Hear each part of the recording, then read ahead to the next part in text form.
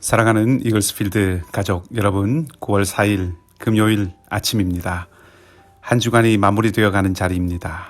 오늘도 좋으신 주님의 평강이 여러분과 함께 하시기를 소망합니다.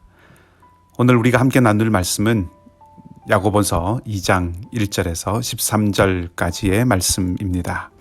야고보서 2장 1절에서 13절까지의 말씀입니다. 제가 본문을 읽겠습니다. 내 형제들아, 영광의 주 곧 우리 주 예수 그리스도에 대한 믿음을 너희가 가졌으니 사람을 차별하여 대하지 말라. 만일 너희 회당에 금가락지를 끼고 아름다운 옷을 입은 사람이 들어오고 또 남루한 옷을 입은 가난한 사람이 들어올 때에 너희가 아름다운 옷을 입은 자를 눈여겨보고 말하되 여기 좋은 자리에 앉으소서 하고 또 가난한 자에게 말하되 너는 거기 서 있든지 내 발등상 아래에 앉으라 하면 너희끼리 서로 차별하며 악한 생각으로 판단하는 자가 되는 것이 아니냐. 내 사랑하는 형제들아, 들을지어다.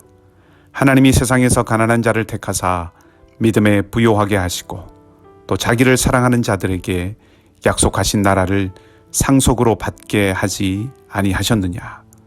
너희는 도리어 가난한 자를 업신 여겼도다. 부자는 너희를 억압하며 법정으로 끌고 가지 아니하느냐. 그들은 너희에게 대하여 일컫는 바 그 아름다운 이름을 비방하지 아니하느냐. 너희가 만일 성경에 기록된 대로 내 이웃 사랑하기를 내 몸과 같이 하라 하신 최고의 법을 지키면 잘하는 것이거니와 만일 너희가 사람을 차별하여 대하면 죄를 짓는 것이니 율법이 너희를 범법자로 정죄하리라. 누구든지 온 율법을 지키다가 그 하나를 범하면 모두 범한 자가 되나니 간음하지 말라 하시니가 또한 살인하지 말라 하셨은즉 네가 비록 간음하지 아니하여도 살인하면 율법을 범한 자가 되느니라. 너희는 자유의 율법대로 심판받을 자처럼 말도 하고 행하기도 하라. 긍휼을 행하지 아니하는 자에게는 긍휼 없는 심판이 있으리라. 긍휼은 심판을 이기고 자랑하느니라. 아멘. 본문을 읽으면서 처음 발견할 수 있는 것은 야고보 사도가 믿음과 차별의 문제를 연결시키고 있다는 것입니다. 1절은 이렇게 시작합니다. 내 형제들아, 영광의 주 곧 우리 주 예수 그리스도에 대한 믿음을 너희가 가졌으니 사람을 차별하여 대하지 말라. 예수 그리스도에 대한 믿음을 가졌다면 사람을 차별하지 않아야 한다는 권면입니다. 믿음과 차별이 어떻게 연결되는 것일까요? 예수님에 대한 믿음은 구원에 대한 것, 차별은 다른 사람을 대하는 태도에 대한 것인데 서로 연결된다는 것이 얼른 이해되지 않을 수도 있습니다. 여기 나오는 영광의 주라는 표현에 그 둘을 연결시킬 수 있는 실마리가 있습니다. 영광의 주라고 하는 말은 구약 성경에서 하나님께 주로 붙여지던 표현입니다. 그리고 구약의 하나님은 우리가 이미 묵상했던 레위기를 통해서 확인하였듯이 사람을 차별하여 대하지 않으시는 분이십니다.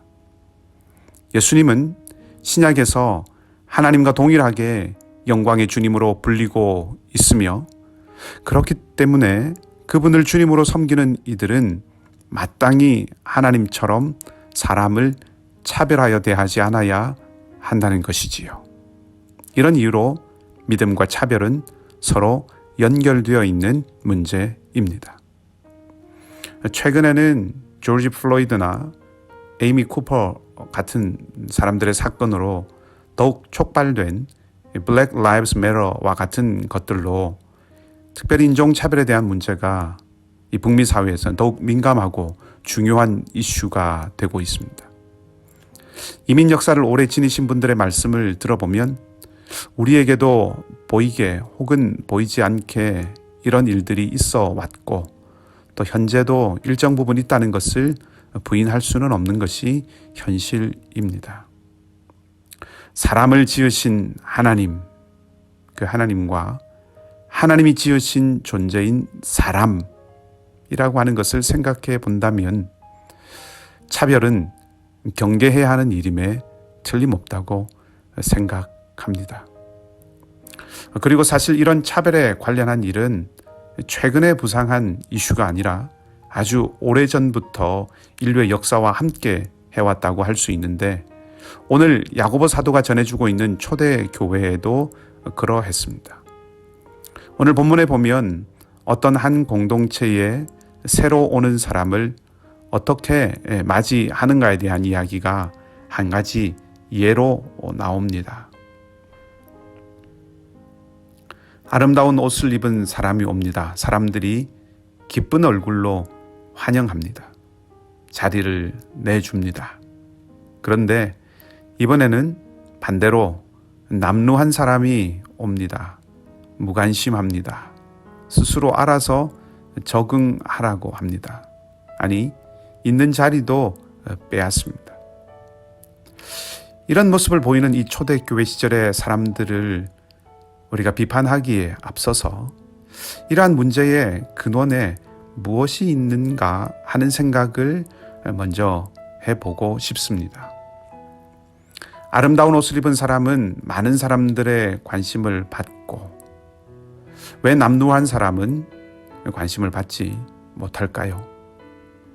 여러 가지 이유를 생각해 볼 수 있겠지만 여전히 이 사람들의 마음에, 이 초대교회 사람들의 마음에 물질적인 부가 큰 힘을 발휘하고 있다는 것입니다. 부가 악은 결코 아닙니다. 구약에서 부는 오히려 복의 상징이었습니다. 현실적으로도 물질은 유용한 면이 많이 있습니다. 부요함과 가난함을 생각해 봅시다. 감당할 수 있는 어떤 일의 분량도 이 부요함과 가난함에 따라서 차이가 있을 수 있고, 한쪽은 어떤 필요를, 공동체나 사회의 어떤 필요를 채워줄 수도 있고, 또 다른 한쪽은 그렇지 못하다는 현실적인 차이가 있기도 합니다. 그러나 그것이 차별로 연결되어서는 아니 되는 것이죠. 이 차별의 가장 근본적인, 근원적인 것에는 하나님의 나라마저도 물질로 세워갈 수 있다는 그런 마음이 있는 것입니다. 돈으로 하나님 나라를 산다는 말이 아니라 하나님의 나라마저도 하나님의 방법이 아닌 사람의 방법으로 세워가고자 하는 그 어리석음 가운데 빠져 있다는 것이죠. 그것이 초대교회의 문제였고 오늘 우리의 문제가 될 수 있습니다. 본문은 이 경제적인 것과 관련한 것을 예로 들었지만 다른 차원도, 다른 영역도 마찬가지입니다. 우리가 정말로 예수 그리스도와 그분의 능력을 신뢰한다면 우리의 선택과 태도는 분명히 달라진다는 것입니다. 하나님의 일은 하나님 나라의 방식으로 이루어진다는 거죠. 어떤 측면에서 오늘 야고보 사도는 그러한 세상의 기준을 전복시키는 하나님을 가르치고 있습니다. 하나님은 세상 기준으로는 주목받을 것 없는 이들이라 할지라도 믿음에 부요하게 하시고 그 믿음에 어울리는 당신의 나라를 상속받게 하셨습니다. 그러니 우리는 이 세상이 보기에는 모자람이 있더라도 하나님께 부요한 자가 되어야 한다는 것이죠. 하나님의 방식을 우직하게 따를 수 있어야 한다는 것입니다. 차별에 대한 야고보 사도의 이 지적 속에서 우리는 하나님 나라를 하나님 나라의 방식으로 세워가야 한다라고 하는 것을 읽어낼 수 있어야 한다는 말씀입니다. 12절은 우리가 율법대로 심판받을 자처럼 행동하라고 권면하고 있습니다. 하나님께서 우리의 태도를 낱낱이 다 아시고 또한 보고 계신다는 것이죠. 차별하지 않는 것, 단순히 모든 사람을 똑같이 대하는 공평함에 대한 요구가 아니라는 겁니다. 그리스도를 전적으로 의지하느냐, 그리스도의 능력을 진정으로 의지하느냐라고 하는 엄숙한 질문입니다. 오늘 하루 살아가는 모든 순간 동안 내가 진정으로 주님과 그분의 능력을 의지하고 살아가고 있는지, 내 선택이 진정으로 주님의 능력과 권위를 인정해드리는 선택인지, 내 태도가 주님께 주권을 내어드리는 태도인지 진지하게 질문하고 대답하며 살아가는 하루가 되기를 바랍니다.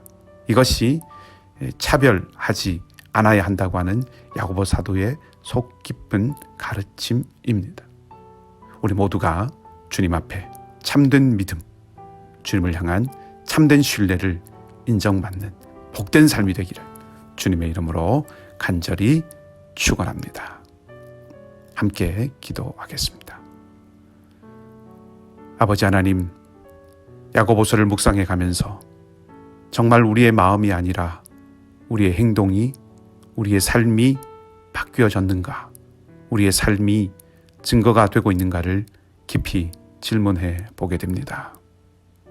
모든 지각에 뛰어나신 하나님, 주님의 지각으로 우리의 모든 감각을 예리하게 하셔서 우리가 우리 스스로를 참으로 돌아보고 끊임없이 갱신하며 참으로 주님의 뒤를 따르는 하나님 나라 백성들이 되게 하여 주시옵소서.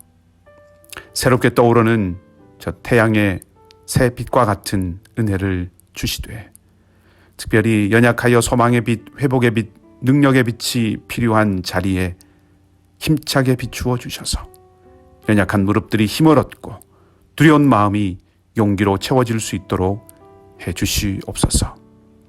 우리 교회를 지키시고 붙들어 주시며 우리 자녀들과 이세 공동체 가운데 특별히 주님의 은혜를 베풀어 주셔서 이 땅과 이 세대를 향한 하나님의 대안으로 세워질 수 있도록 함께하여 주시옵소서. 오늘의 삶도 주님께 맡겨드립니다. 주님 친히 우리를 인도하여 주시옵소서. 감사를 드리며 좋으신 주님 예수 그리스도 이름으로 기도하옵나이다. 아멘. 각자 기도하시고 오늘도 믿음으로 승리하는 귀한 하루가 되시기를 바랍니다.